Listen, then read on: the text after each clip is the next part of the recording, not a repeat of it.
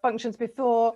I'm going to be using the whole screen, so you might find it useful if you minimize the thumbnail pictures on your right hand screen of the side of the screen and make them a little bit smaller, just as a, so you can see the full screen. Okay, so this is the Borgue Field Name Project. So before I start, you may find it useful to minimize the screen, so I hope everyone's done that. I'm getting terrible feedback. No, okay.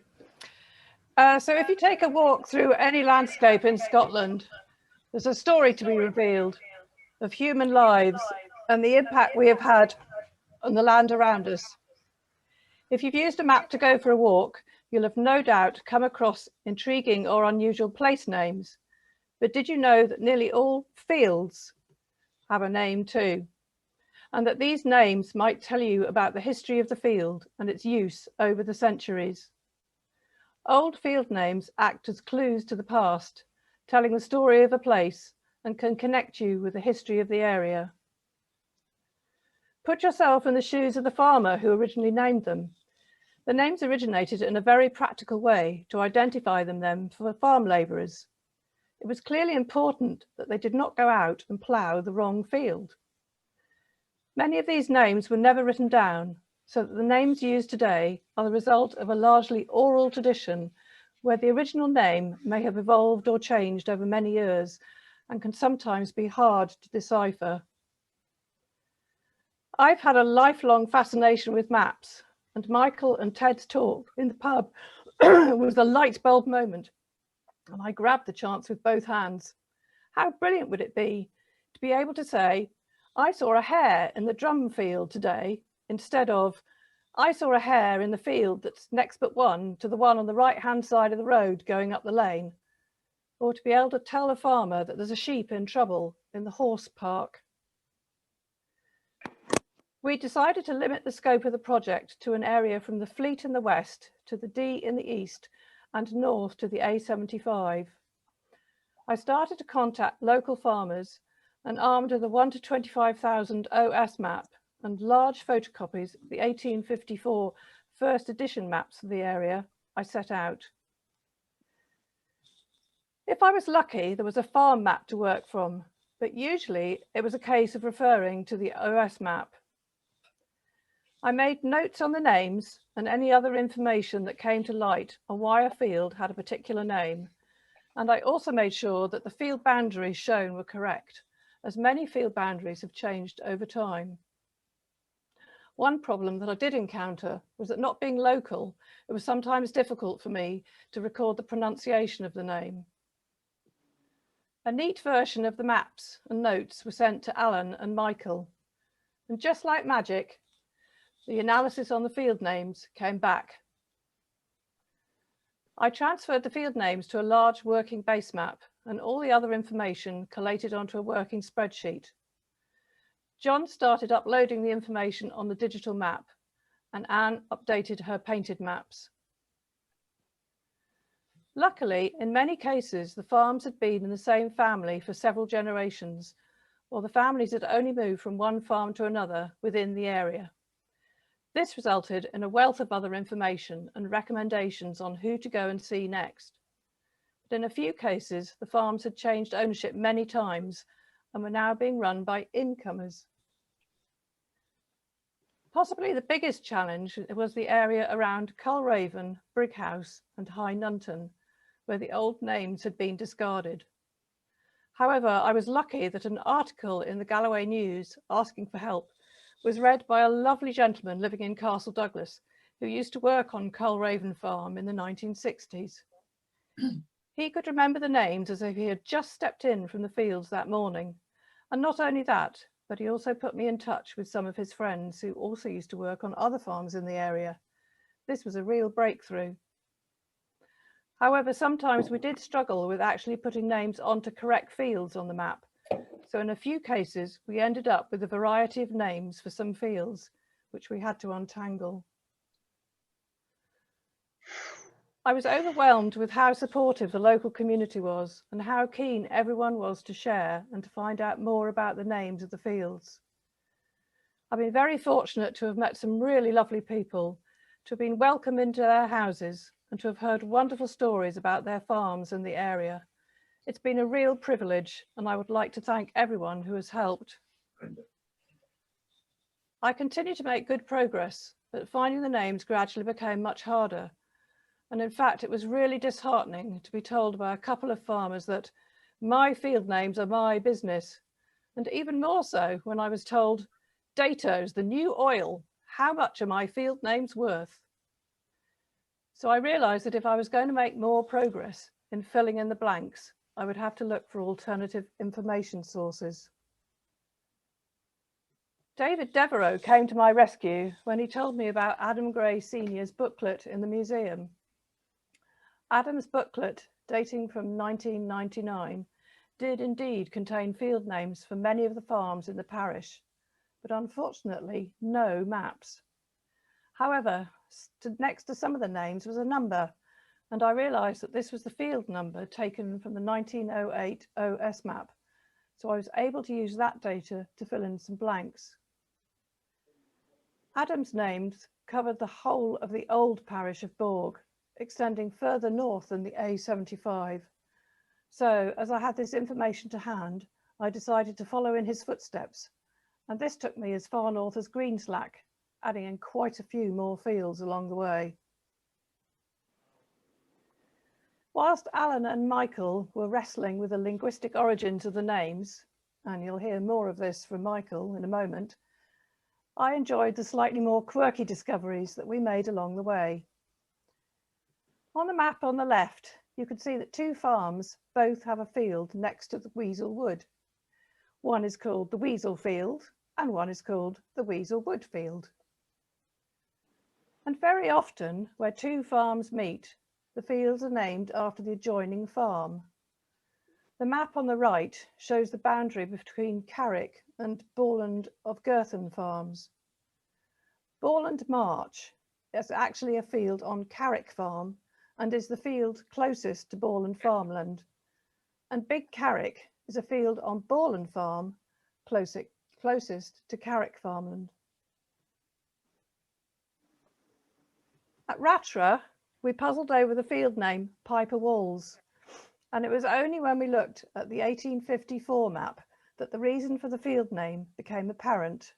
An old croft long disappeared. And one of my absolute favourite stories is that the lane running alongside this farm, together with one of their fields, is called Cuddle Cosy. Apparently this was a favourite route for courting couples from the village. At Ingleston, we puzzled over who Peter Patterson was. It turned out that in 1945, he was a dairyman at Coursyard working for James Brown and presumably lived in a cottage next to the field. I especially loved the moments during conversations when I was asked, "Ooh, would you be interested in seeing this?" And a treasure would appear from a cupboard or the cellar, such as this wonderful set of diaries from the Mains of Twynham farm dating back to 1896, which contained so much detail on day-to-day farming life. And on the right, a huge map from the Ardwell estate showed how land was often swapped rather than sold. It says, Mill of Plunton was ex-cammed to Mrs. Elizabeth Murray Usher of Cally in 1931. At Borland of Borgue, I was lucky enough to be shown two very old estate maps, one from 1780 on the left and the other from 1819, both beautifully coloured, which contain a huge amount of detail. Fabulous field names such as Scroogy Yard, and they also showed that the old high road used to skirt around the other side of the motte. I've marked that here. So here's Ellisford, and the high road to Gatehouse goes up here, and you can see that on the modern day map, so it would have gone up here.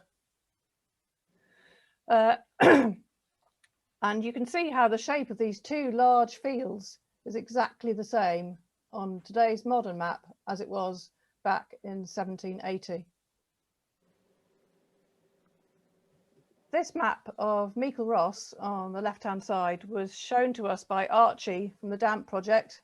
Thanks, Archie. And was a treasure trove of information. As well as John Paul Jones's ship right down here in the bottom, it also showed that the position of the roads on the peninsula had changed, and the original Ross farm was here on the western side of the point in Foldbog Bay, as opposed to on the eastern side where it is now. On the right-hand side, you can see how I overlaid the old names onto a modern map to show again that whilst most of the field boundaries are the same, it's only the name that has changed over time.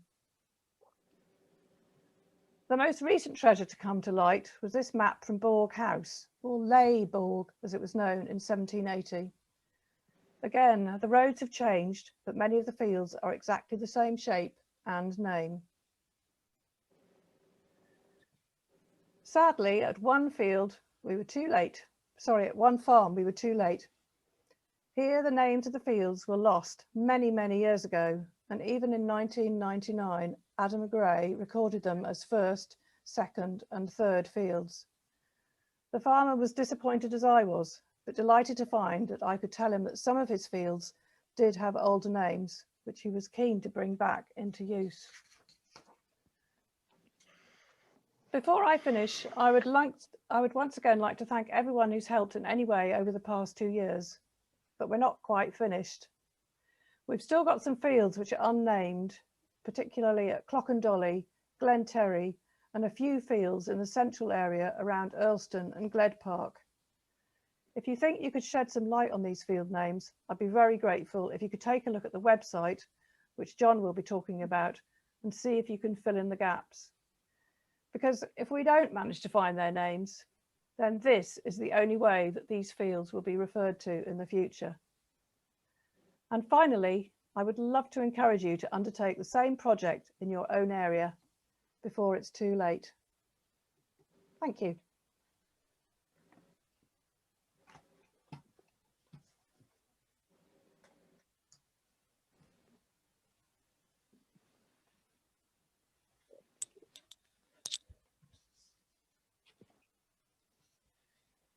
Okay, so it's me now, I think.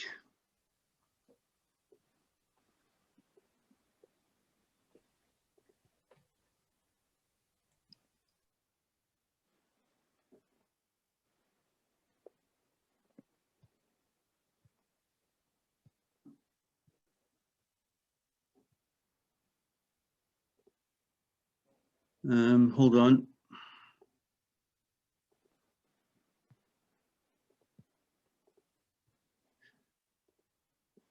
Can you see that?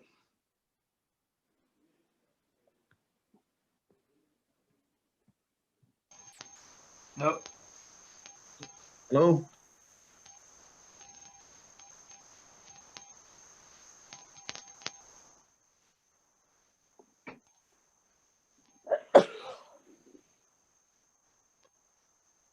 Can you help at all, Helen?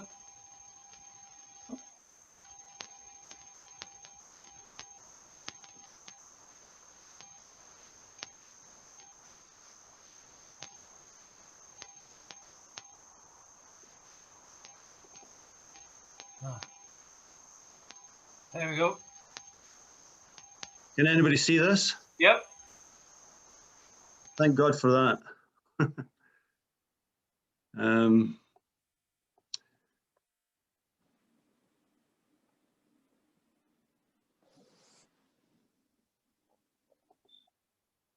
Right.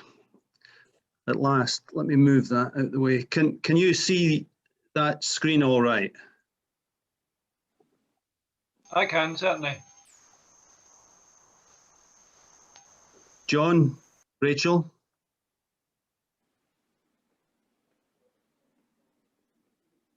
I think they're muted at the moment. Yes, looking good, Michael. Yeah, that's fine, Mike. Great stuff, thanks. Okay, sorry for the slight delay, I'll get started now.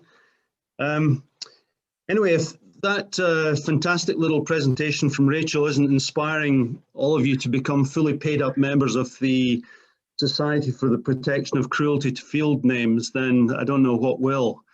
But this, just to start off in the same vein, really, this is the introduction to a PhD thesis by Alison Burns in 2015.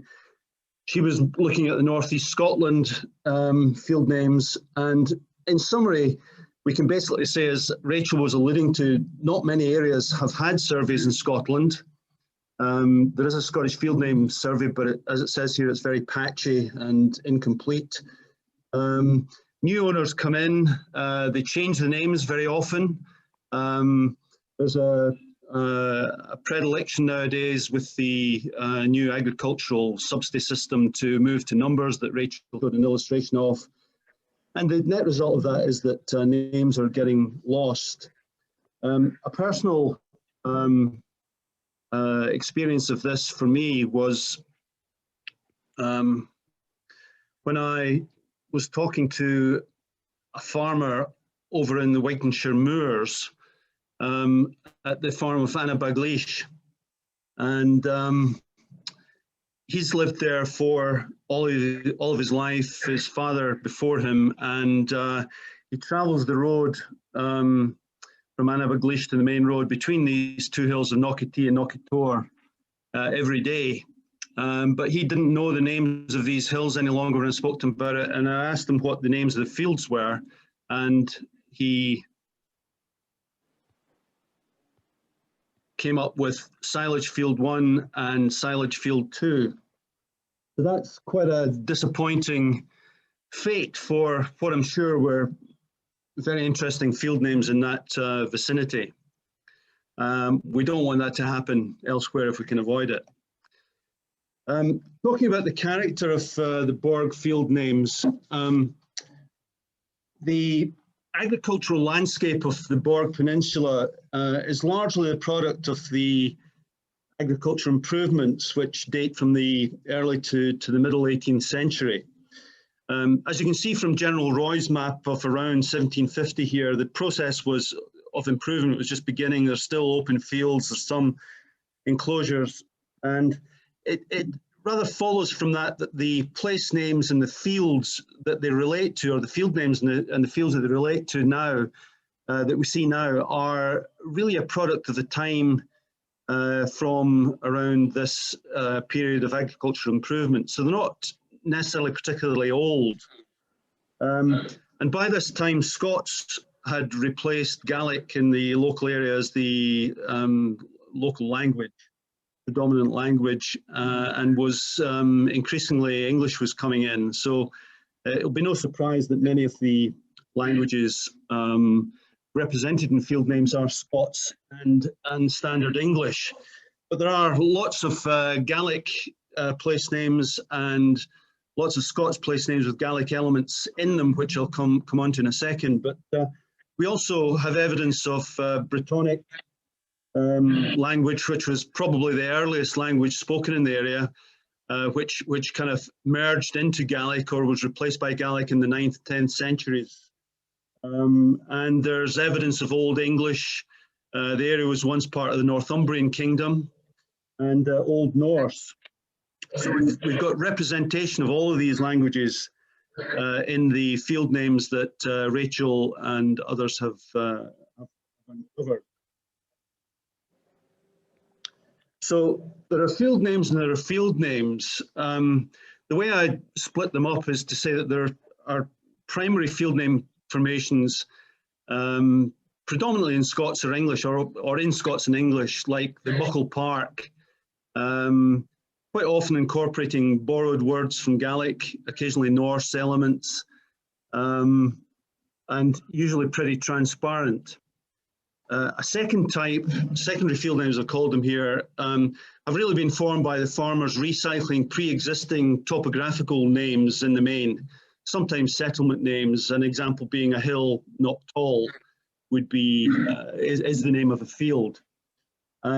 Most of these pre-existing names that have been recycled as field names were recorded in the Ordnance Survey first edition 6-inch map of around 1850, but the project has kept quite a few otherwise completely unrecorded names for mainly topographical features. For example, a field on, I think it's Rainton, called Laganori. And this has been a fantastic thing to capture or to find otherwise completely unattested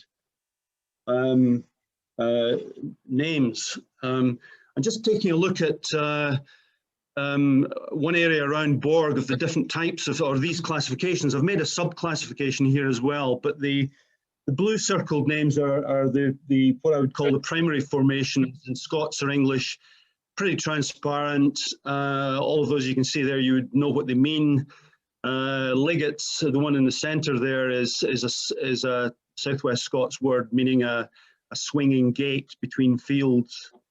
Then we have still the primary type of field names, but incorporating an element borrowed from Gaelic, and there are a large number of these in the Borgue Peninsula, Borgue Parish, and those are coloured in orange here. So you've got swine drum and mid drum at the bottom, and dalach in the kind of middle area there. Now, swine drum and mid drum use the element drum, Scots word drum, which is from the Gaelic word draim, a back, which is a figurative way of describing a ridge.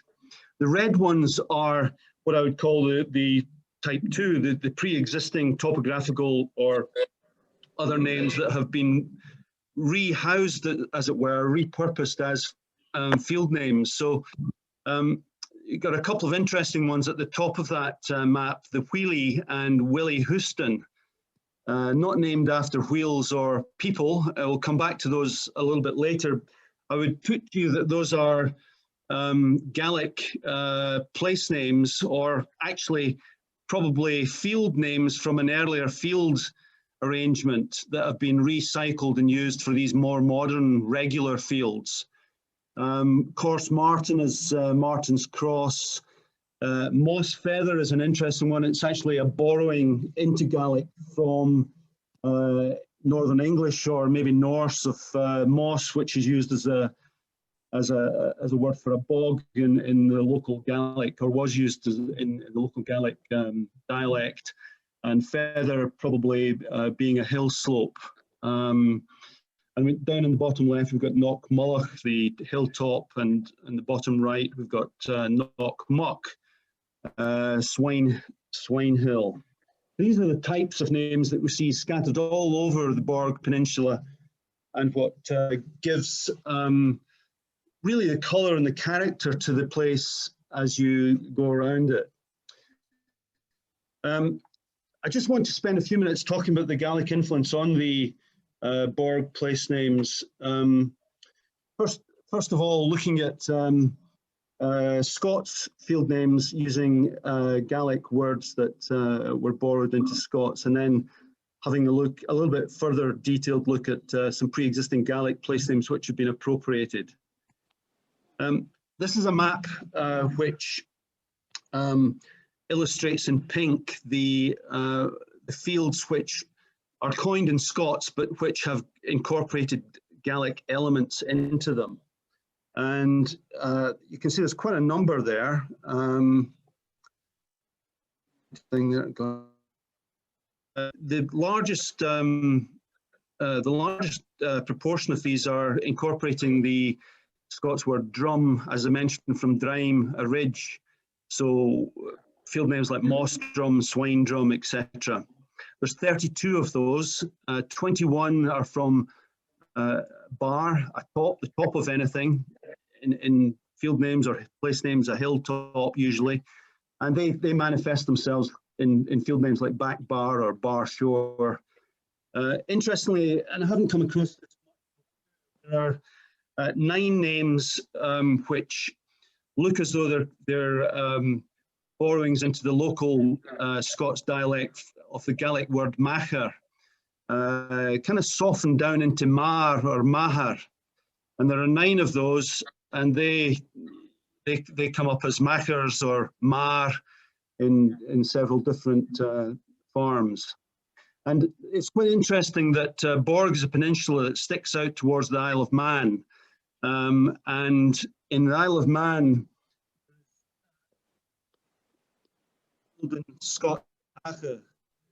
That doesn't appear in the Isle of Man at all, and the word they use there is macher predominantly. And it's interesting that there seems to be a kind of echo of that in the Borgue Peninsula here. The same thing applies to field names in the Rins of Galloway, another peninsula sticking out towards the Isle of Man. The other one that I just want to mention specifically is, looks like the Gaelic word clúine for a meadow may have been borrowed into Scots. It features in 4 field names as Clane. As Rachel says, we're not sure of pronunciations of some of these, but I'm saying that's Clane, might be Clan, which might be a little bit closer. So Big and Wee Clane, Saul's Clane, that type of thing. So that's quite interesting as well, because I'm not aware of that as a borrowing from Gaelic into Scots evidence elsewhere. Others include Loch, people know that, Doon, Doonhill, Doon. Yard was one that Rachel mentioned earlier. Craig has given us Craig. There's lots of those. Inish gives us Inch. Bog is Bog.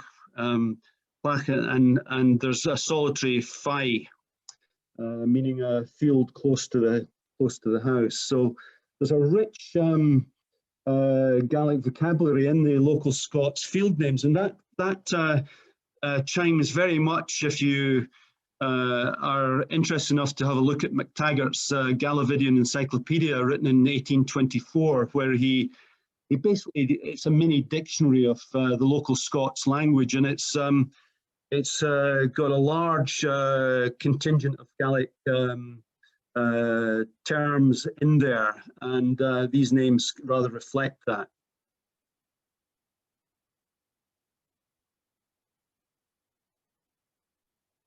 So talking about existing Gaelic place names used as field names, the blue here represents those, and I'll just run through a few examples. In the middle of the peninsula there's a field called Barney, which is probably Bjarna, a gap.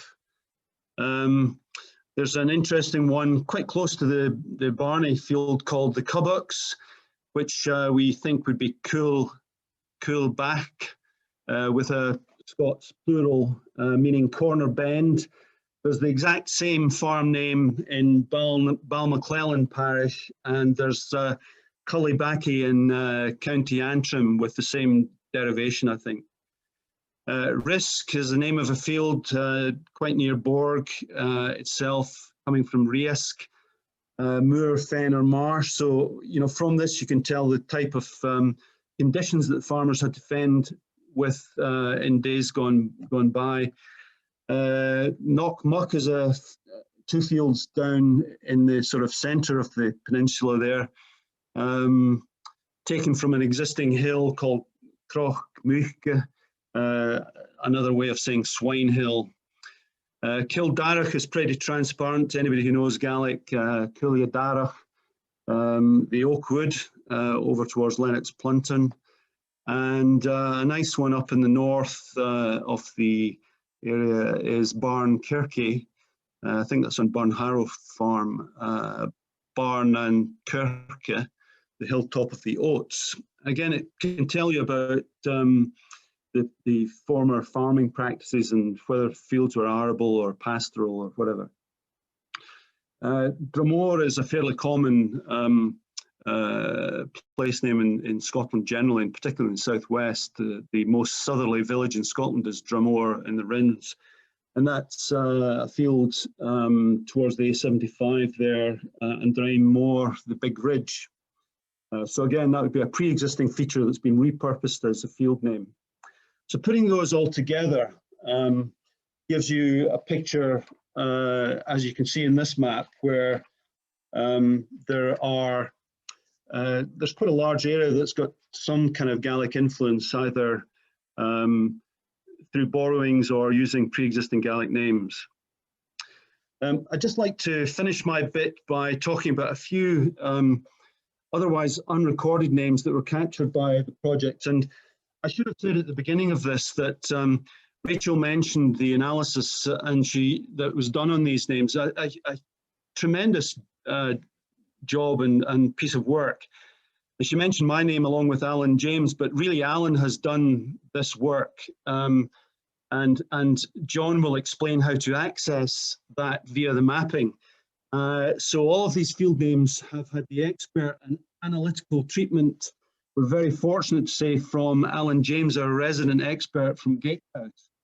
And Alan has picked on several of these very interesting names that have been discovered as part of this project. And I'm going to rely on Alan's notes here to talk about a few of these. This is the first one. It's called Fletic Craigs on the map here. And as Alan says, there's a very intriguing name element. It might possibly be a jumbled form of flecket or flecked in Scots usage. Especially in the 18th and 19th centuries, this adjective was applied to cattle and other animals that were, in the words of John McTaggart again, pied black and white. The Scottish National Dictionary gives several examples. In Galloway, while neatly white-belted black cows becoming the breed of choice, a flecket beast that was patchily piebald was frowned upon as of doubtful pedigree. Now, Alan notes that he hasn't come across flecked or flecket in field or other place names in England or Scotland, but if the Craigs do have a pied look, that could be the origin. But possibly more intriguingly, if flecket, as it's spelt, is the authentic form, the only parallel he can find for it is Porthledic, a lost field name in Burtholme, Cumberland. The second element there likely being Thletic, meaning miry in the Cumbric language, the Brittonic language akin to Old Welsh spoken in Cumbria and Galloway prior to Gaelic in the 9th, 10th century. So what Alan is suggesting here is that we may, in this field name, have a relic of a language layer going way back to at latest the 10th century. If so, that would be very exciting at all. I should also have said at the beginning, with field names, a lot of this is very speculative because obviously there are no other written records of these names. There are no early forms. Simon Taylor's in the audience, I saw, and he will berate me for not producing copious versions of this name dating back to the time we're talking about. We have to go on the evidence that we have. Another intriguing one that Alan's picked up is, well, a couple of fields going by the name Whosney. These names are actually now, these fields are now called roadside and middle fields, so they've lost the Whosney name. But Alan's view is that these are very possibly of Northumbrian Old English or Old Norse origin. The second syllable likely to be Old English or Old Norse egg, meaning primarily an island, but also used in place names for relatively dry land, wholly or surrounded or partly surrounded by wetland. The whole place has been drained in recent times, but this may well be the origin. His best guess is that the first element would be Wassan, the genitive of Old English wassa, alluvial land prone to flooding. So Wasney would be dry ground, partly flood. His only caution is that this element is more typical of the English Midlands than the north of England or lowland Scotland. So again, tantalising glimpse of potentially really old place name in a former language. Now, I don't know how this is pronounced or was pronounced when the name was recorded by Adam Gray. This is one of Adam Gray's names that Rachel mentioned. Papals or Papals. Again, very interesting. It may have been, Alan thinks it may have been what is now known as the Gypsy Fields. It was certainly on Earlston or Glenterry or one of the other ones, I've lost the, or Gled Park, that's it. Now, the thinking here is that Papals or Papals could preserve a Brittonic word of Latin origin papilio, meaning a butterfly. But the vernacular Latin words, maybe soldier slang, recorded from the 3rd century onwards, being used in terms of meaning a tent. And in that sense, it has been adopted by Brittonic, evolving to Welsh pibble, a camp, and Gaelic pubble, a tent. And these elements do manifest themselves in place names in Wales and Scotland. So could a Brittonic Cumbric word have survived in the Galloway Gypsies language, Alan postulates?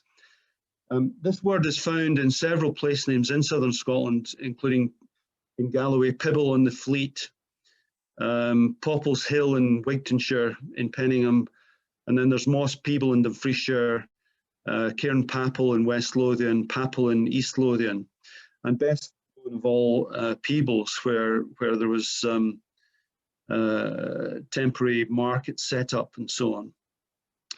So the thinking here is that perhaps this word had attached this field as a stopping place for travelling folk, and that word may or may not have survived in the Gypsy in the Gypsy tongue, Romany tongue, and be located in this area. And if so, that would be another very tantalising piece of evidence of past languages. Hacknoose is an old name for the field now known as the Kennel.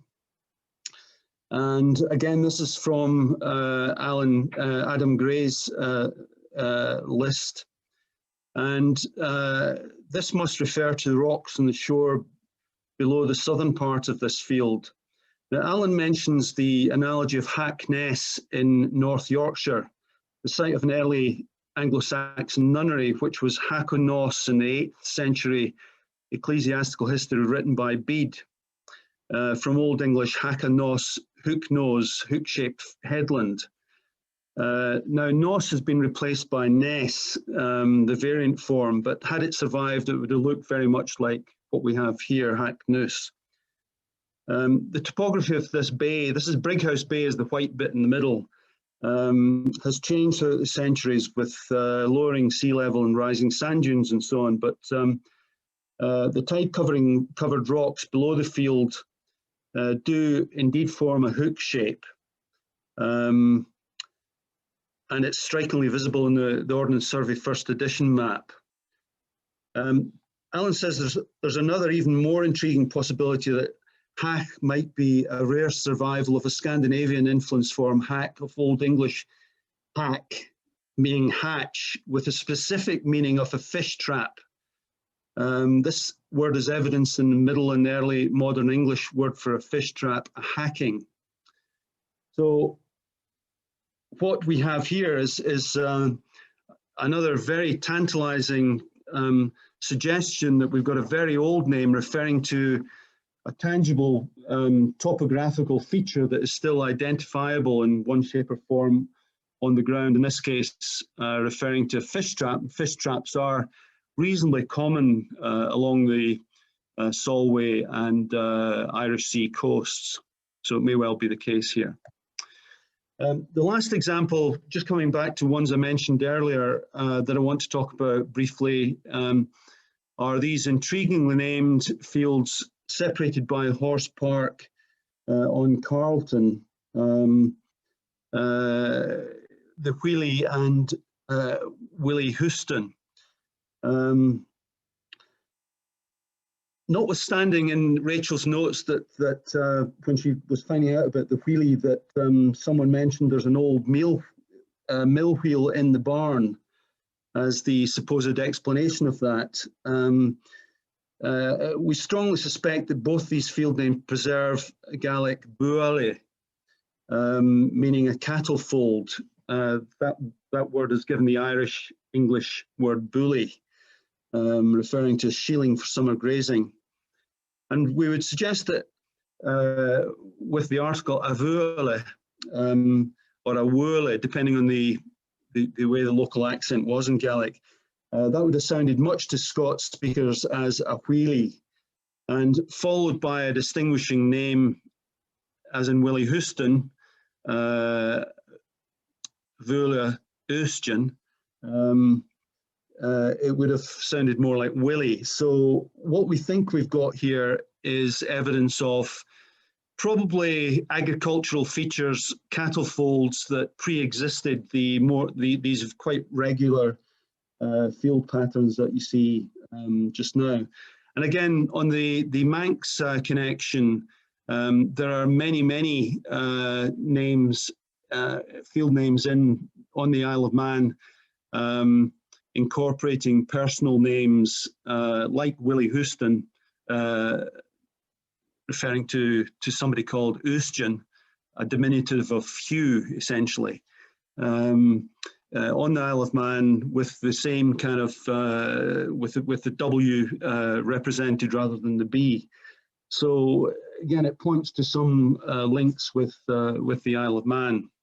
So again, very interesting pre-agriculture improvement evidence names here, this time in Gaelic.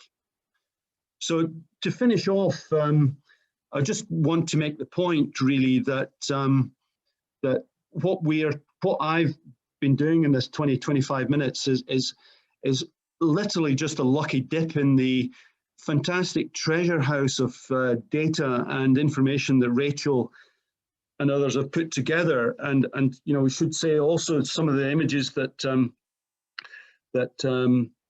Rachel was showing featured a very attractive painted field map, which is available to look at rather than the Ordnance Survey base. But in terms of classification here, we've got nearly 1,000 or over 1,000 field names that were not recorded in their geographic locations prior to this. We now have those. We now have those mapped. We've started classifying them. There's so much more that could be done. This slide here just shows one way of classifying these, and there's so much more information that could be gleaned by looking into these field names more and teasing out the information that they can give us about what life was like for the farmers of the Borgue Peninsula in the days gone by. So a huge resource here, I think, has been put together by the team, and it's been a privilege to be working with everybody on it. And that's me.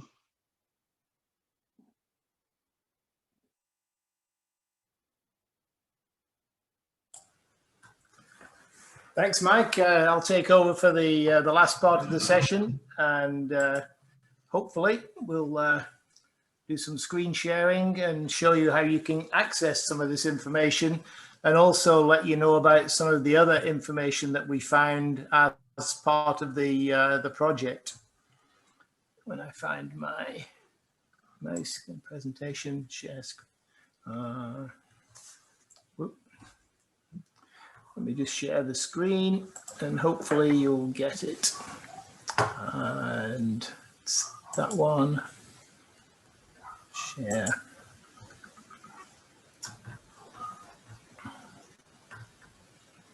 Okay.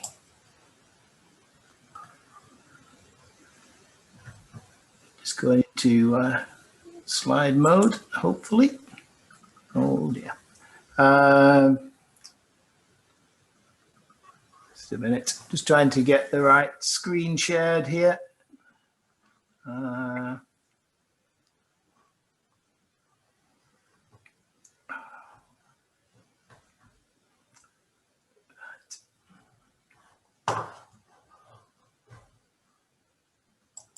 Just a moment, we'll get the other screen. Let's try that one.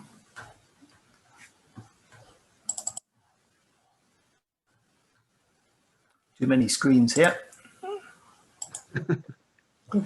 Right. Are you seeing the presentation now? No. No, John. Nope. Okay, I'll try this. I've got two screens up and I just need to get the right one here. Just hang on a second. I'll share the other one, try screen one.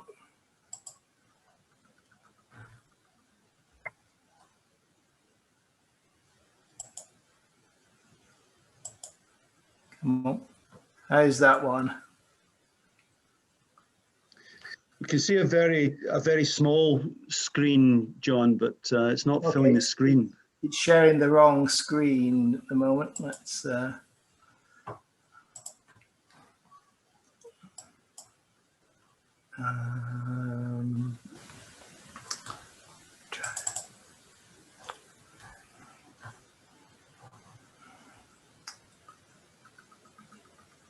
Okay, hang on. We'll see if we can get the other screen up.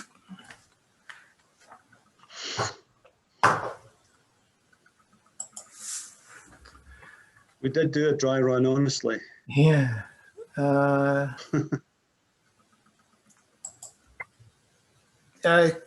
Helen, would you like to share my slides? I've got a double screen set up here, and it's jumping to the wrong screen. Is that possible?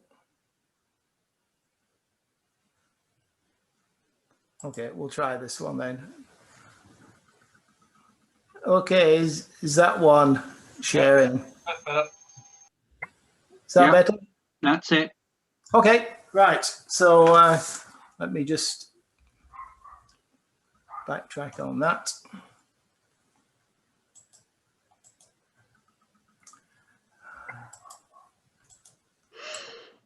Okay, there we go. And as we heard earlier, Rachel collected about 1,000 different field names, and then we rationalized them down because there were overlaps between farms to about 800 unique fields. We also recorded the positions of farms and crops, many of which are now ruined. And Alan and Michael provided their analysis of the names, and we took all that information from Rachel's monster spreadsheet and stored it all in a database, which is available on the borgue.org website. And I'm sure we can get more detailed information about access to that website to you later. All of the field boundaries have been digitized so that we can present them interactively on a map. And as Michael mentioned earlier, that map can be either an Ordnance Survey map or a satellite view, or in this image, it's the pictorial map of the fields created by Anne Butler. And as you browse around the map, you can, as you move over the fields, you'll get the names pop up. And when you click on a field, you'll bring up an information window, which gives you the description and the analysis of the field name provided by Alan and Michael. We also, on the website, there's a forum area where you can see all the email trails that went into creating this analysis, which if you've got an hour or two to spare on a cold and rainy day, then it's quite amusing to see all the different interpretations, as Michael mentioned earlier, trying to get to the actual origins of some of the names. There are also features on the map, as Michael said, to be able to look at the field names in terms of their Gallic origins. So on the right-hand side, you'll see all the different little colored blobs representing the different Gallic roots that are behind the field names. Some of them fields are directly from the Gallic, as Michael said, and some have come through Scots on the way to their current names. But having all the information in a database behind the map means that we can look at the data in different ways. We can color it according to different features of the data. And this is something that we're still experimenting with, different ways to visualize the fields to bring out more information behind the origins of the naming of them. Also, because we've got all this geographically indexed with grid coordinates for all the fields, we can also combine the field data with other information that we've collected around the Borgue area. And on this panel down the left-hand side, you can see that we can represent lots of different kinds of information, such as places of interest, footpaths, the locations of properties, and also information from other sources such as historical maps and Historic Environment Scotland. And you can try this, go onto the website and try all these different things out, bring up lots of different information about the different features in the Borgue area. And the example we have popped up is the Knockbrecks bathing house. So for each item we plot on the map, we can also associate a photograph or more links to information on the World Wide Web. So we can use the map as a way to bring together all these different kinds of information over the years for the Borgue area. And you can see some of the transitions of the names as you go from the 1754 map through the field names to the current Ordnance Survey maps. Whoop, sorry about that. Let's get rid of that one. And while we were talking to people about the field names, we also came across a lot of other information about the Borgue area. And Rachel managed to get hold of all sorts of different things from various people that she talked to. So we have a lot of aerial images of the area from the 1970s and late 60s. We've had access to 2 very good collections of photographs of people and places in the Borgue area, which has some fascinating pictures of farming life from the early part of the 20th century. We've got I think that's the Ingliston farm crew there at the top right, and a chap called Robert Maxwell down there, who was the cheesemaker at Ross Farm in the 1960s. So as well as the photos, we've also had other people submit essays of various kinds with their own memories of the Borgue area. People who've holidayed here, people who've lived here for a long time. And there's a chap called Donald Tate that's currently creating histories of some of the best known buildings in the Borgue area. And there's the one he's done so far is the soup kitchen in Borgue, and that history is available on the borgue.org website. And Donald's now working on the history of the Borgue Hotel, which is has some quite fascinating aspects to it. Another part of the Place project that kicked all this off is the creation of information boards, which we'll be placing at viewpoints around the Borgue area. And here again, we have the artwork from Anne Butler combined with the field names overlaid on top of it, plus indications of the major geographical features. So these information boards we'll hope to be creating sometime this year and have them in place before the end of 2021, we hope. And lastly, as part of the Place project, we also created some drone videos of the Borgue coast, which also explain the origins of some of the names in the area. And while the drone was taking the aerial photos, it was also able to get detailed 3D representations of features in the landscape. And the one we have here at top right is the Iron Age fort at Castlehaven. And from that, Callum Ansell was able to create the reconstruction of what he thought it could have been like when it was inhabited back in the Iron Age. That's down at the bottom right. And that's really the end of the presentation part.